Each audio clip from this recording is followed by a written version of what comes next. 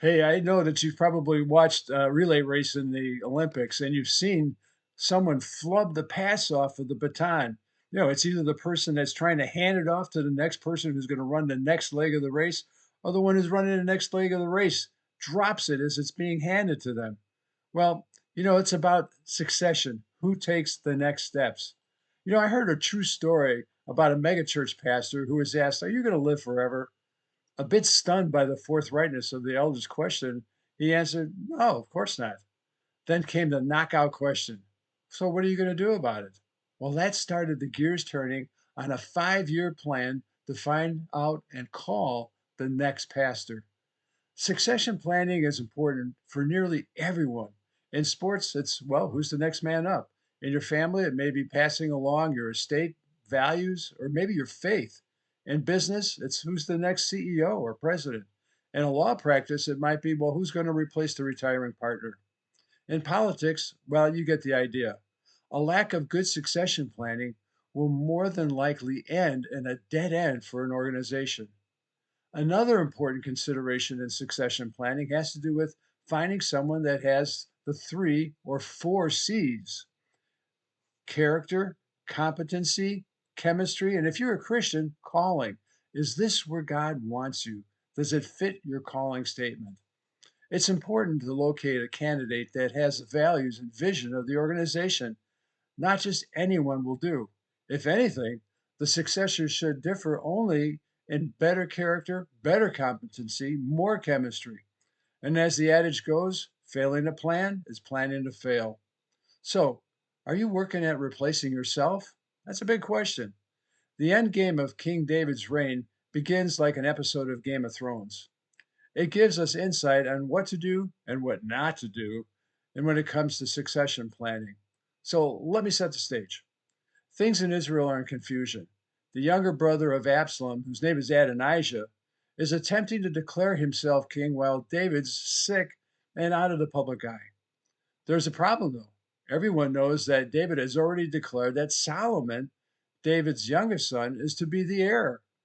The people are confused and wonder if the king has changed his mind. How was the succession plan created? Good question.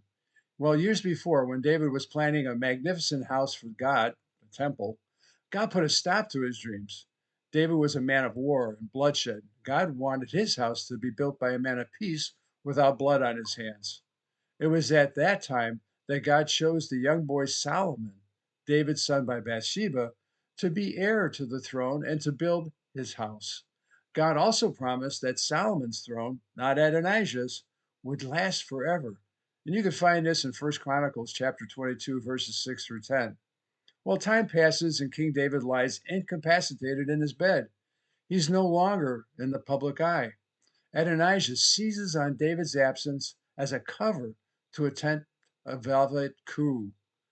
Word gets out about Adonijah's attempt to spirit away the throne from David and Solomon. Adonijah has gathered David's key officials, leaders, and sons to a coronation feast for himself. But you know what? Not everyone's invited. David's mighty men of valor, not on the list. The high priest and the prophets who spoke to David on God's behalf, they're not on the list either. The people, the king and his son Solomon, they're all missing from the list. Why? Well, Adonijah plans to eliminate all contenders for the throne. While Adonijah's coronation feast is going on, David's loyalists inform Bathsheba, who in turn informs David. David acts swiftly to Adonijah's plot. Solomon's coronation is announced to the people. He is given a king's mule to ride through the streets of Jerusalem like a king, and he's anointed king by the prophet Nathan. Jerusalem erupts with joy and celebration. There's no more confusion now. The cheers of the people are so loud, it is heard by Adonijah's gathering. Everyone now knows that Adonijah is a usurper, and what he did in secret, David has done with Solomon in public. Shockwaves of fear race through Solomon's would be contenders, including Adonijah, and he's seen as an impostor heir, and now his life is in the hands of Solomon. So, this account demonstrates the importance of succession planning, its communication, and execution. David's vision extended beyond his own reign, but the plan lay dormant with him in bed. The void created by a lack of clarity and execution nearly left God's plan undone. David had carefully prepared to build God's house, but failed to prepare to maintain God's succession plan. The true leadership is not only measured by accomplishments in the present, but by the groundwork laid for future generations to thrive and continue the mission. David's commitment to provide Solomon when he learned he could not complete the task himself exemplifies how enduring legacies are built and preserved through careful succession planning and intentional action. So, here are four insights drawn from David's last act of leadership. First, make a succession plan. As was quoted earlier, failure to plan is planning to fail. Second, succession plans need to be communicated, hear this, clearly and repeatedly. Without clarity and repeated vision casting, mission drift can occur.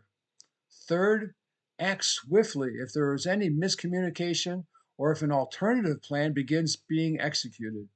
As we discussed earlier, address problems quickly before they grow into larger problems. Fourth and finally, execute succession plans before it's too late.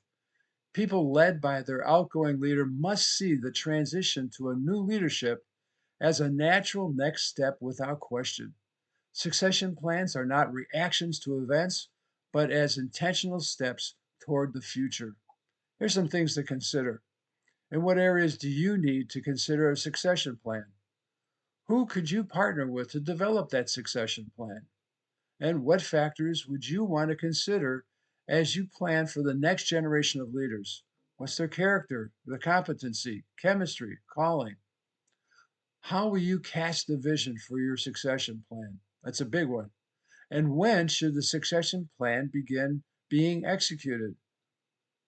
These are all important questions. I hope you consider them carefully.